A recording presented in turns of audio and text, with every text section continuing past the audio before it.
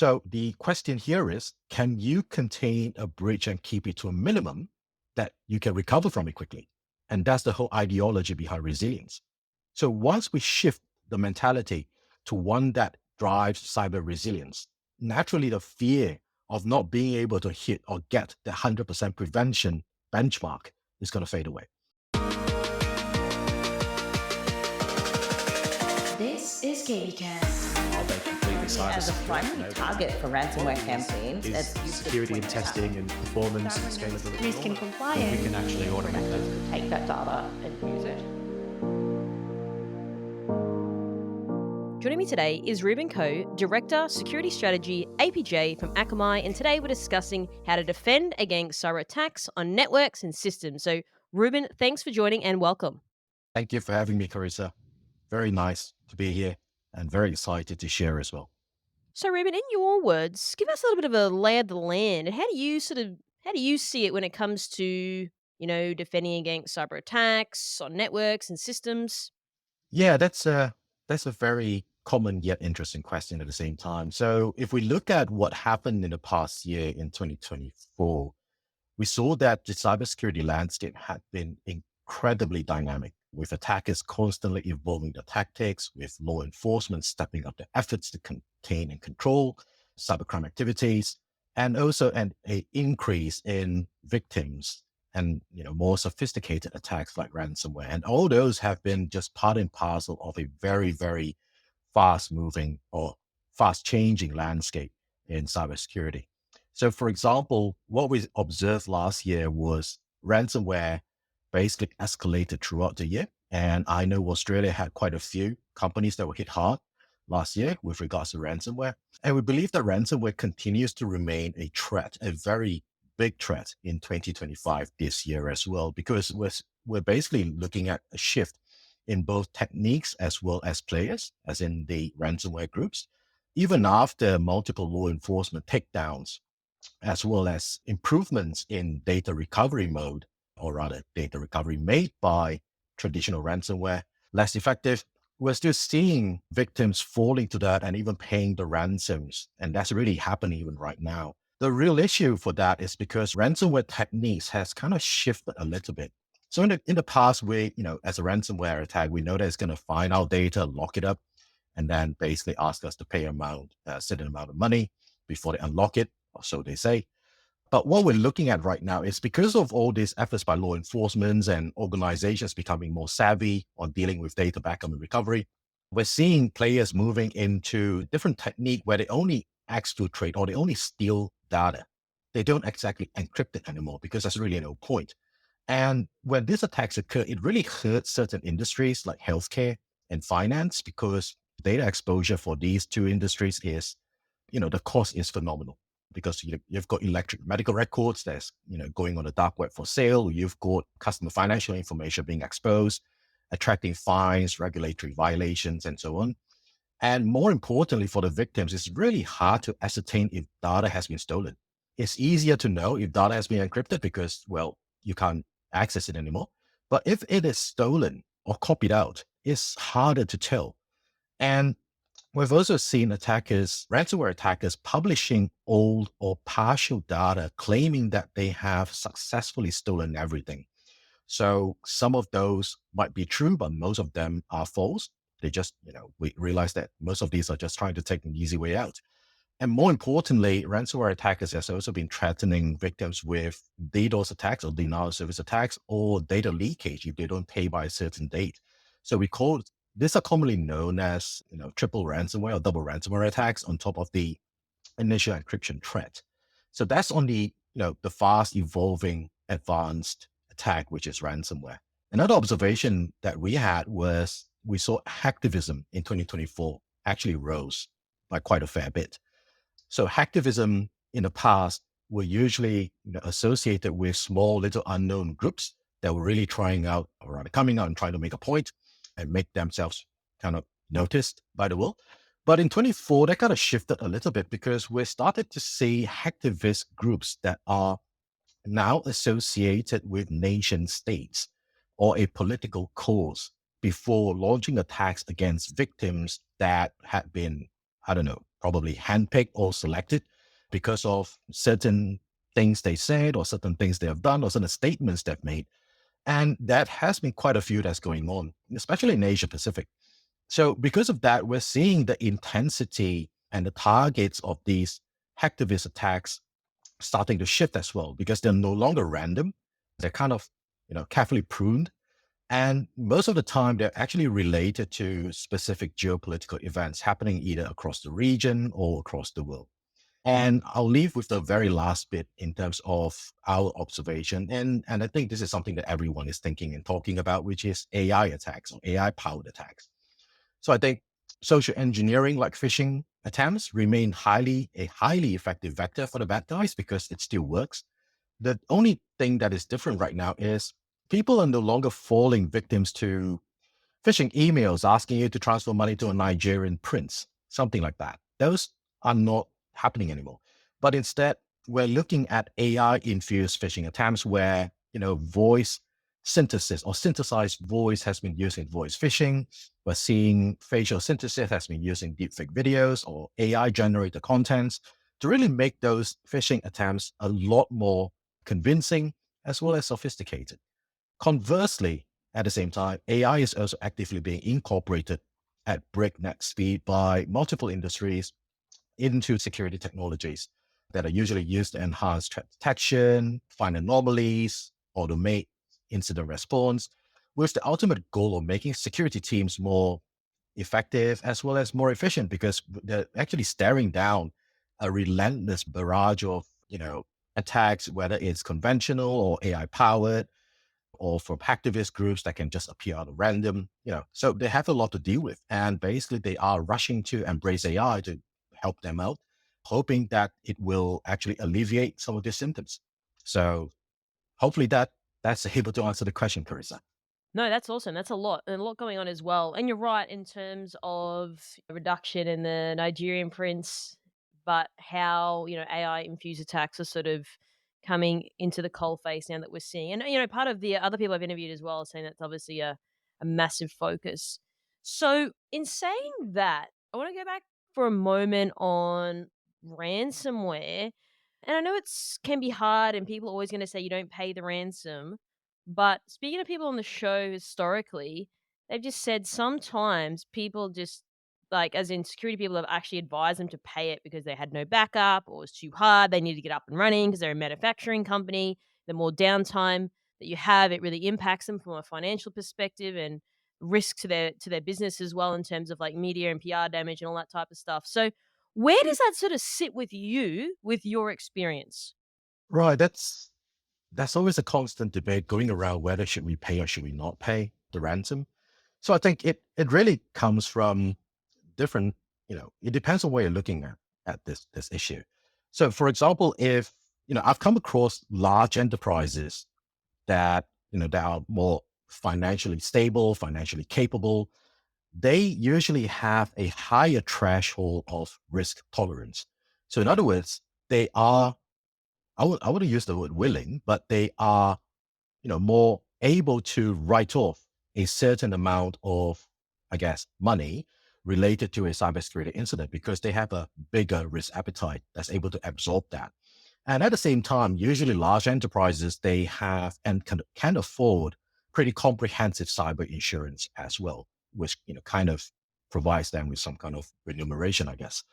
And, there are large enterprises I've come across that are, they're willing to pay the ransom because I guess they did some kind of calculation in terms of how much is it going to cost us if we, pay the regulatory fine versus recovering our data versus rebuilding the network versus all the fallout that we're going to clean up compared to paying the ransom.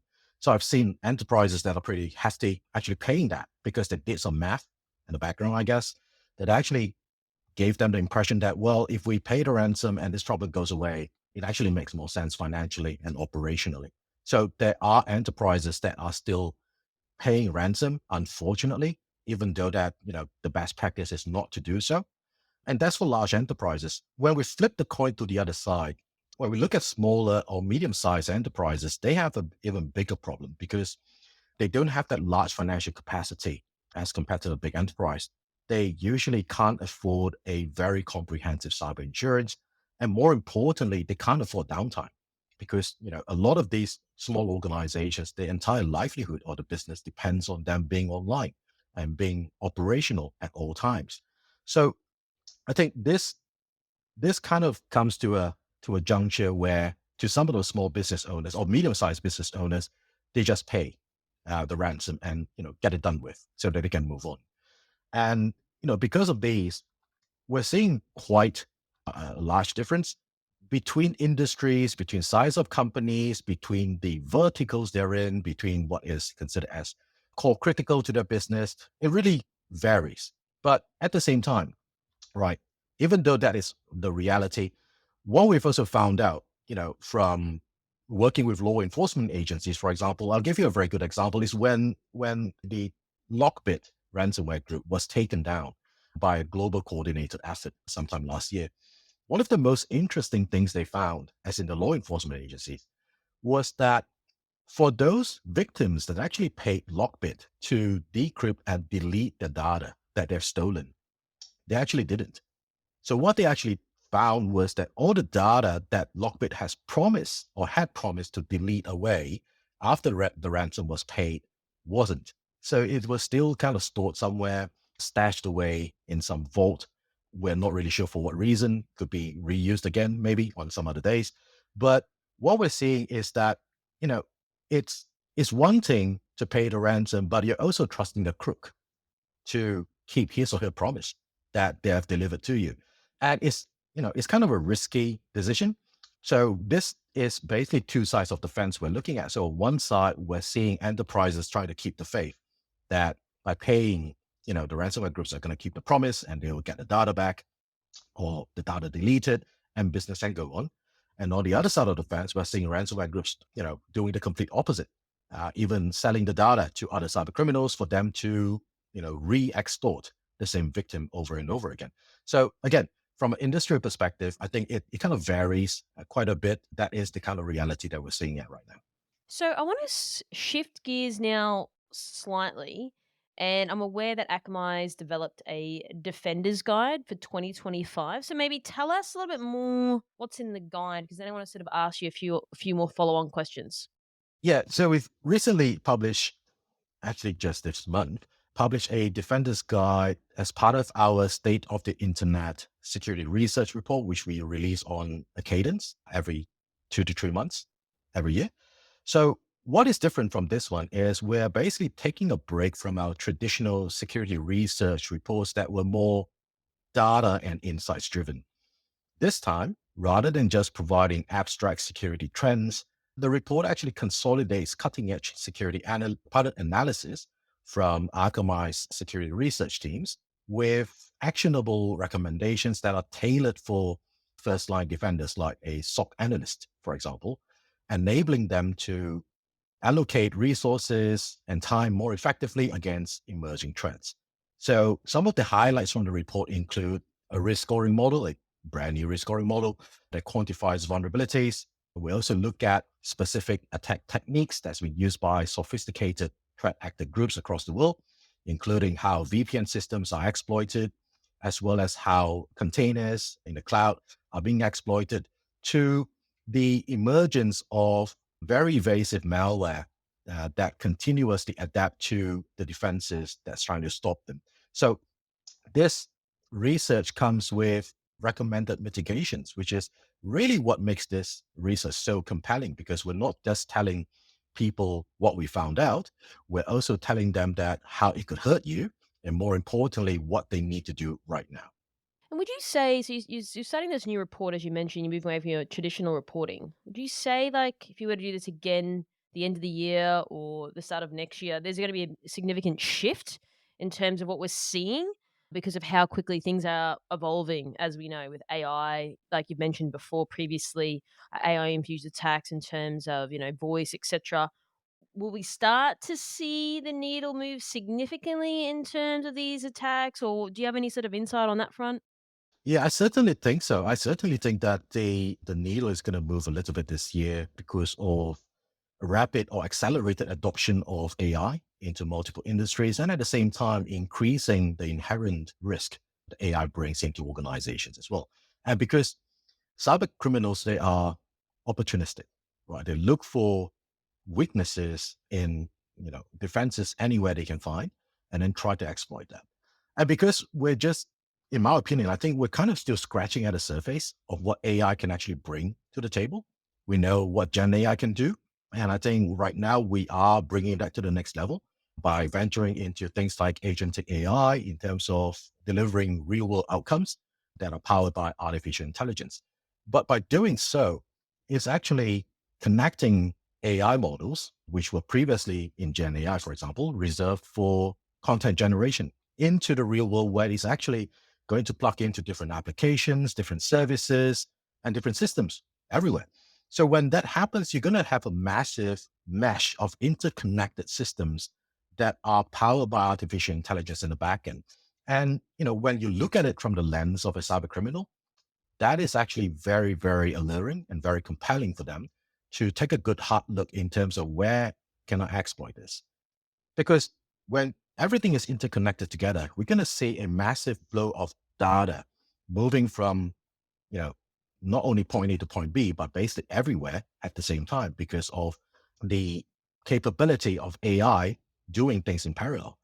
So because of that, I believe that this year, at some point when we revisit this report again, things are going to shift. Because if we look at how AI is being exploited right now, I think we're going to discover more of that. We're going to see more AI vulnerabilities become more visible. We're going to see some of the shortcomings that organizations will discover where they go full-fledged AI adoption, some of the risks that's going to become more compelling for them to address at some point because regulations are already circling around how AI should be used both ethically as well as securely. So I think at some point this year, when we do this again, we expect to see infusion of AI into the techniques or into the attack techniques as well. Okay, so Ruben, you mentioned before AI vulnerabilities. So what does this look like? Walk me through it. If we look at Gen AI today, for example, we're seeing, you know, not only is Gen AI, well, we know what Gen AI can do, but we're also discovering the vulnerabilities of Gen AI. Like, you could actually figure out how to jailbreak it by circumventing its guardrails, basically abusing the AI model to do what it should not be doing, and that's a very real risk right now because everyone is trying to see where the guardrails are and how to break them. And at the same time, we're also seeing, or we know how much AI models like Gen AI depend on data, whether it's training data, whether it's inferencing data, and so on and so forth. So there's a lot of data that's in place that actually influences the outcome of AI models.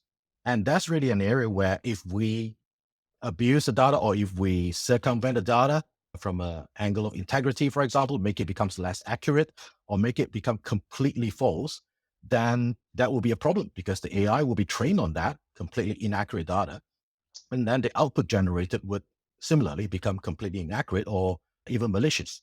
So these are the things we're seeing today in terms of criminals trying to experiment how to break into AI and circumvent the integrity of the AI model. But again, once this AI model starts to connect with external systems like and tools like APIs, for example, they're actually going out to the real world and talking to real world applications like a CRM application, a Uber like application, or anything that can basically commit a transaction on behalf of a human. And when this happens, then you're going to have data that could be moving from a compromised model into a unsuspecting victim application.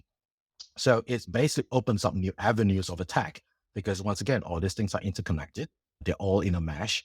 So it basically allows the bad guys to gain an entry or a foothold into those third party and external systems. So this can actually become quite impactful when executed correctly. So Ruben, everything that you sort of discussed here already, obviously there's always problems, there's new things coming out all the time. If you were to zoom out, do we as an industry, vendors, service providers, etc., can we solve all of these problems at the moment? And I know it's like, AI to some degree is relatively new-ish and people have got, more like point solutions to, solve certain problems, but like there's just so many things that, we were saying before, like, in the API, and then, leveraging some of that data, and then there's another problem, another can of worms open. So I'm just always curious to know, like, we're moving faster than we ever have before. So what does this then look like now? Because people were struggling before any of this stuff really started happening. Now it's coming out faster. We don't necessarily have all the answers. I know that there's no silver bullet, but I don't know, help me make sense of that, because I mean, I've been doing the show for a while, and even in like last 12 months, just the sheer volume of like attacks and the breaches and everything like that. But it's just always curious to know, like, are we even prepared for what's even out there?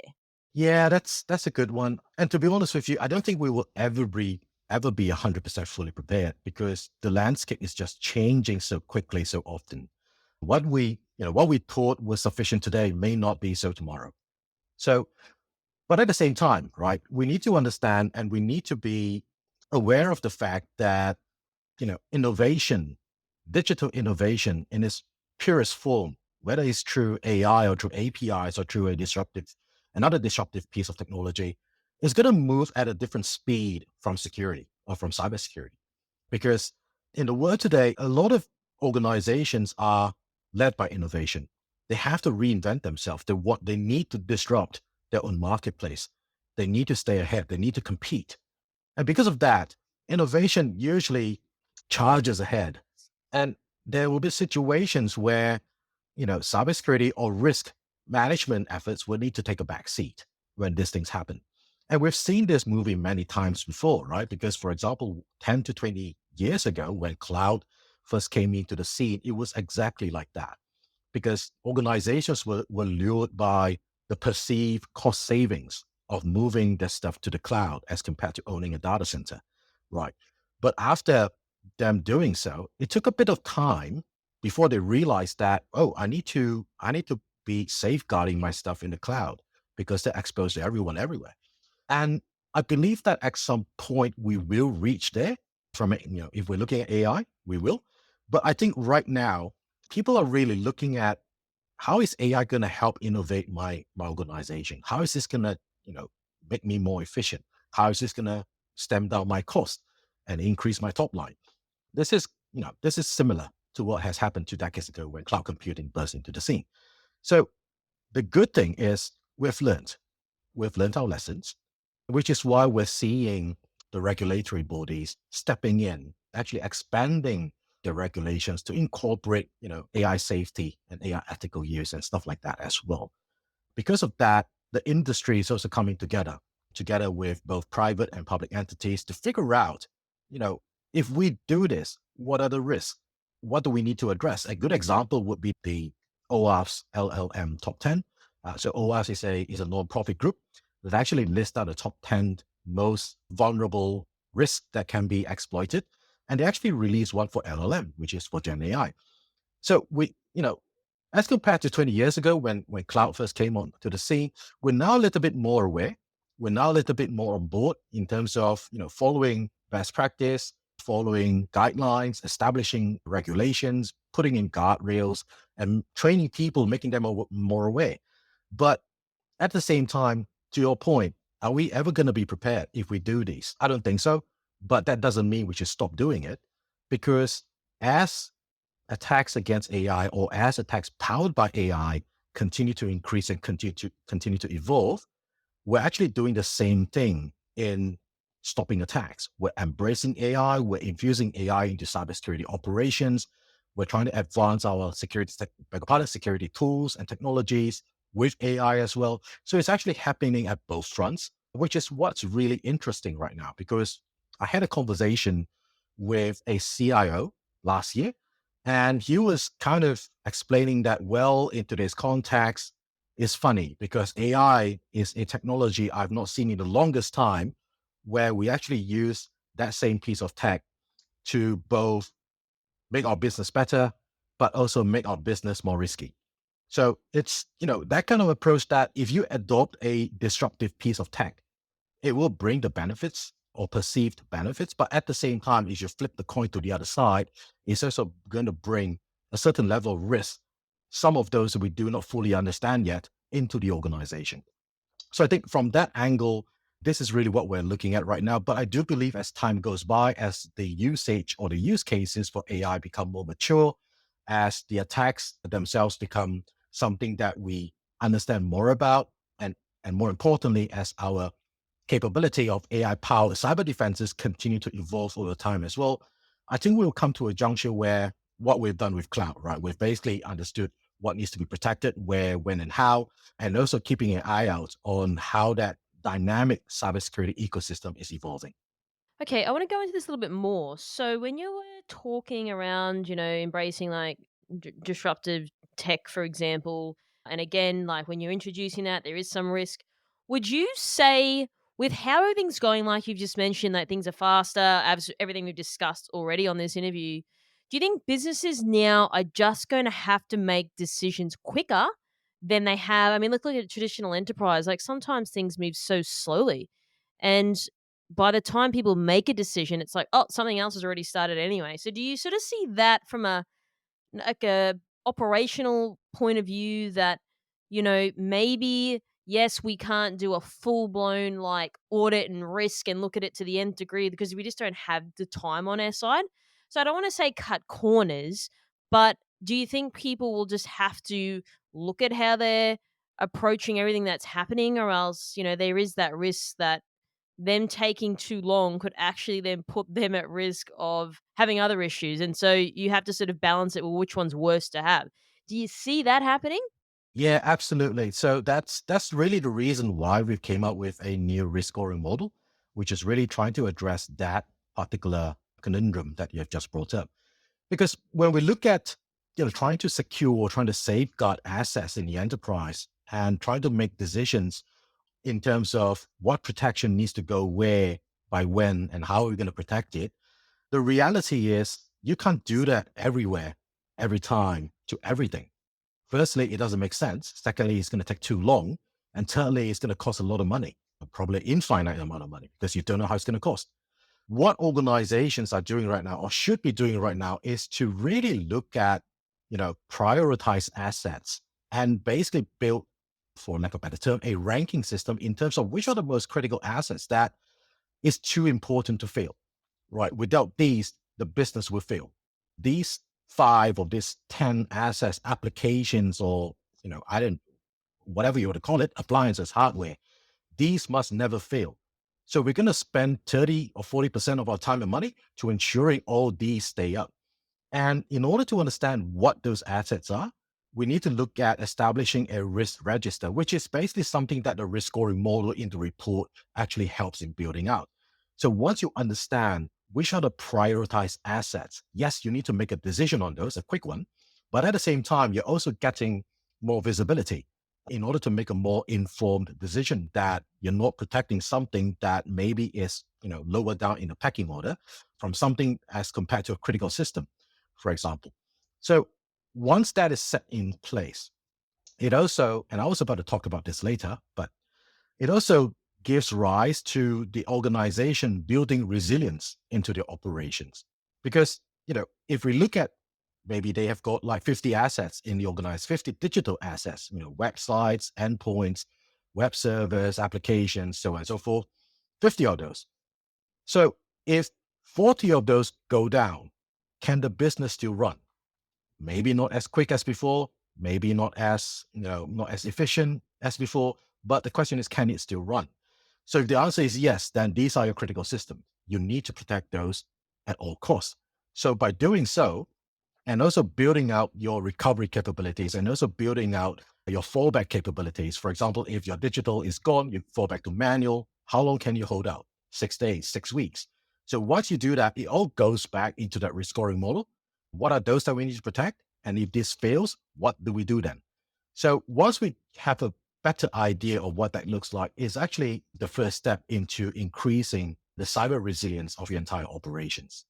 So do you think as well that people just don't like making decisions? And I would caveat that with saying, because like you said, if it fails, then what? So people don't necessarily want to have their name attached to something that fails. So with what you're saying here, Ruben, would you suspect that now people may be slightly apprehensive because again, like people don't like making decisions. They don't want to feel like they're potentially their names are getting something that failed. There's all those sort of thoughts that come up for people. So where's your head at with that? Do you think people are not as receptive initially because again, everything I've just listed before? Yeah, I think that's kind of human nature. I think what you're referring to is accountability, Carissa. So I think a lot of the situations we've encountered is yes, there is a human element involved in it that people tend not to want to be accountable when things go sideways. I think that's part of human nature. But at the same time, it doesn't elude the fact that somebody needs to own it, right? Because if nobody owns it, it's going to fail. It's just a matter of time. And how is it going to fail? Which is why if you look, if we look at regulations that are evolving, a lot of that are driving accountability of the organization to be accountable to report certain security incidents in a prescribed time window, to be accountable for any loss of data, to be accountable for so on and so forth. So that is from a regulatory perspective down to the organization. So if that happens internally within the organization, they need to drive their own level of accountability within. Because if not, then they're going to violate every single clause in that regulation because no one owns anything, and therefore nothing gets improved, nothing gets looked at, nothing gets fixed. So I think the core issue here is not really because people don't want to own stuff. I think here is really because people fear stuff will fail, which is really going back to the idea of resilience. And I think for the longest time in cybersecurity, and I guess it's really because of a byproduct of major successes from security vendors that the previous concept of cybersecurity was about 100% prevention, meaning I need to stop 100% of the attacks. I need to prevent 100% of data breaches. Therefore, I'm buying this firewall. I'm deploying that endpoint protection. I'm doing what I'm doing, right? I'm hiring a bunch of people to look at log files. But the problem with that is if you look at the amount of attacks we've been getting so far, if you look at the amount of victims in Australia alone that's fallen victims to cyber attacks, you realize that there's no such thing as 100%, right? Even though it's a holy grail that we all strive to go towards, it is hard. So when that happens, the human nature is if I can't get 100% and if I'm accountable and if a breach happens, I don't want that, right? I want to step away from that situation. But if we kind of change the mindset a little bit and look at the fact that, look, you're going to get breached anyway. So the question here is whether or not you get breached, but rather, can you contain a breach and keep it to a minimum that you can recover from it quickly? And that's the whole ideology behind resilience. So once we shift the mentality to one that drives cyber resilience, right? And naturally the fear of not being able to hit or get the 100% prevention benchmark is going to fade away. Because when organizations slowly start to embrace the fact that we will get hit, it's a matter of when, it's really what we do when we get hit that really matters right now. So once that happens, I believe that, the measurement or whatever we use to understand whether or not someone is doing his or her job by preventing attacks and shifting that to helping us to contain the breaches and keeping it to a level that we can manage it. So once that happens, I believe that the situation you've mentioned earlier should start to get better. Okay, so you mentioned before, how quickly can we recover? Now, I know this is going to be maybe slightly hard to answer, but it's more just understanding your thinking, where your mind goes. Where do you sort of see if you even if you give it like an industry or like financial services or whatever, obviously that they can't afford to have downtime or else people start arcing up, Twitter starts, people start losing their mind very quickly. So, how quickly do you envision companies, just say something happens, can recover and get back up and running like really quickly? We're going to start to see a velocity on that in terms of everything that you're saying because now what is available, knowledge, etc., capability, technology, even the thinking and the attitude, will that start to become faster now to what we've seen in the past of people taking days, weeks, some people months to recover? What does that look like? So I think the backend recovery side of the house in technology has certainly improved by leaps and bounds. It has certainly become a lot more advanced as compared in the past. I mean, in the good old days, So for those of the listeners who are as old as me, will remember LTO tapes, tape libraries, tape drives. Those backup and recovery would take forever, right? Because back then we were talking about RTO and RP, recovery time objectives, about, I don't know, 5 days, 6 days, meaning we can live without the data in 5 or 6 days back then. But today, in today's context, we can't live without it for 5 to 6 minutes because everything is real time. Everybody wants it right now. And here comes the thing. With the advancements of recovery technology, we're seeing a huge improvement because now we can recover from the cloud that's doing real-time backup and streaming that back into our systems if required. I think that has improved a lot in terms of how we recover. But I don't think that's really the core issue here. I think the core issue is there's a finite time window of how much you can recover in a certain amount of time. So let me give you an example. If a ransomware attack was successful and managed to lock up about 90% of your data in the entire enterprise, and you need the data to fulfill orders in the next 60 minutes, the question to ask is, can I recover 90% of my business data in the next hour so that we can continue to flow and not suffer from disruptions? It's a very big challenge. So instead of trying to, or should I rephrase that? I've actually spoken to people who looked at this before, and some of them were actually quite confident that it's okay if we get hit by ransomware. We've got very, very robust backup recovery facilities. We've got cloud, we've got data centers, we've got nearline, we've got offline, we've got online backups, stuff like that. It's all great. It's all very sophisticated. But the question is, how much of this data can you recover in the shortest time possible? And what is those shortest time we're looking at? Because when ransomware comes in, they're not going to tell you, I'm going to encrypt 30% of your data. I'm going to steal 40% of the rest, and I'm going to just destroy the remaining ones. They're not going to do that because when a cyber attack or data breach happens, they're going to come in and their objective is to cause catastrophic damage to your organization. From a ransomware perspective, because their objective is to make you pay. In order to make you pay, they need to make you feel the pain.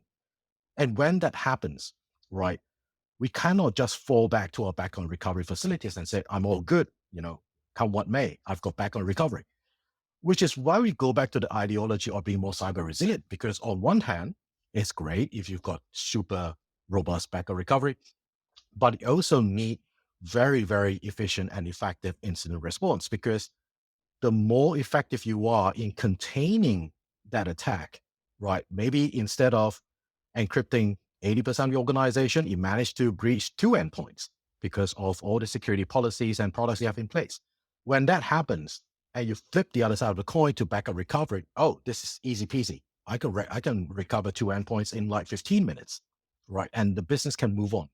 So the whole idea of resilience is you need to have the both sides of the house in good order. One is to minimize the damage that will be caused, and the other one is to recover whatever that's been damaged in the quickest time possible. And together, these two would actually make the organization become better in terms of adapting to these kind of attacks. Because once again, I just used the example of ransomware. It could be a different attack that doesn't encrypt data. I talked about data breaches that steals data and you don't know. There's nothing to recover because the data is still there, right? It is just stolen by the crooks. So when we look at this in terms of resilience, it opens up a whole new dimension. It's no longer about recovering data that's been destroyed or encrypted anymore. It's about incident response that's trying to contain the amount of data that can be stolen or that can be breached. So when we look at this angle, it's going to be a bit different as as time goes by, because organizations are really starting to become more involved or investing more and more into making themselves more cyber resilient. Yeah, this is interesting. Okay, so in terms of where we're at today, and then just say you come back in 12 months and we say, like, hey, Ruben, like, what's changed? Where do you sort of think, and I know you don't have a crystal ball, it's just sort of getting some insight. What do you think sort of happens now with where the industry's going? Everything that you said, everything you discussed here already. What's your sort of predictions for the year and beyond? Yeah. So look, I think a lot of the chatter now from a prediction perspective has always been about AI and AI this and AI that. I agree. AI is going to be very important. AI is going to drive a lot of the fundamental changes that we're seeing right now. But when we look at the lens of, or rather through the lens of a security practitioner, we're still going to see data breaches, a lot of them. It's not going to slow down. We're still going to see a lot of ransomware. It's not going away. In fact, I deem ransomware as the new normal. It is your new malware, right? So after viruses became malware, and nobody better than Eyelid, they just learned to live with it. I see ransomware going in that direction. It has become the new normal. We need to live with it, and we need to be prepared for it. But I think in the future, in those data breaches, what I think I wouldn't be surprised with is a lot of those data breaches or the cause of those data breaches are still going to be, have the same reason why they were breached, because cybersecurity fundamentals were not practiced. There was no multi-factor authentication, software and hardware were not patched in time. People were basically falling to phishing attacks and not careful with divulging their confidential information and credentials, stuff like that. We're seeing that a lot, or rather, we've seen a lot of that last year. Very basic fundamental hygiene that were not practiced and resulted in data breaches. And I expect to see those as well this year, because, if history is a teacher, I think we've got some ways to go before we are actually able to overcome this. So I think not only from a prediction perspective, I think organizations really need to take a good hard look into their own cybersecurity hygiene and fundamentals. Because here's one example. The same CIO I spoke to last year, and it was in Australia, by the way, still bring up the topic of the Essential 8, which is basically a set of guidelines that were developed by the Australian Cybersecurity Centre, or ACSC, very long ago. So it is, in my opinion, it is pretty outdated because it's way overdue for a refresh, but it's still constantly being brought up in conversations because entities or organizations are still trying to address those very basic fundamental hygiene in their organization. They have to get it right, because to be honest with you, it doesn't matter if attacks are going to come powered by AI or not, right? It's cyber hygiene is still going to be table stakes. We need to get these right because we know what the issues are. We know what needs to be done. We just need to get it done. So, Reuben, do you have any sort of closing comments or final thoughts you'd like to leave our audience with today? Sure. So I think I spoke a lot about cyber resilience, and I talked about risk assessments and stuff like that. I think a big part of being resilient, and this is something that, at least from my observation, is no longer reserved for the critical industries. Every commercial entity is looking at resilience, and so should you. I think the important bit about resilience is do not forget intelligence. Do not forget collaboration. You can look at technology, you can look at people, you can look at your business processes. Do not forget collaborating with your like-minded peers in the same industry, collaborating with the public sector. For example, in Australia, the ACSC has what we call the Joint Cybersecurity Centers, JCSC for short, where both private and public entities collaborate on cyber intelligence. Make use of those, because the landscape is always changing. And with AI, it's going to change even faster and even far more dynamic than we initially expected those to be. So look at intelligence, look at collaborating, and look at the report like the one in Defender's Guide from Akamai. This basically bring the latest and greatest from our research teams to you, and make sure that if you believe you're impacted by what is described in those intelligence reports, learn how to mitigate them quickly. Do not put them away. Do not procrastinate, because the crooks do not wait, as we know. So basically, all this bit by bit will go towards making your organization more resilient in the end. This is KBcast, the voice of cyber. Thanks for tuning in. For more industry-leading news and thought-provoking articles, visit kbi.media to get access today. This episode is brought to you by Mercsec, your smarter route to security talent. Mercsec's executive search has helped enterprise organizations find the right people from around the world since 2012. Their on-demand talent acquisition team helps startups and mid-sized businesses scale faster and more efficiently. Find out more at mercsec.com today.